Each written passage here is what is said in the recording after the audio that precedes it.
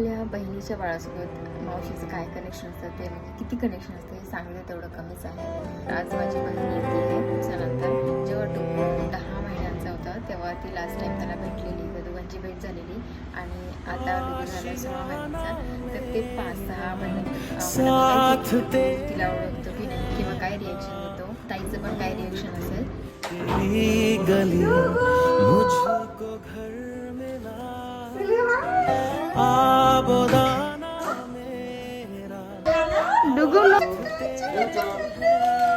Welcome to home. मुझको रब मिला, तू जो मिला लो हो गया मैं काबिल,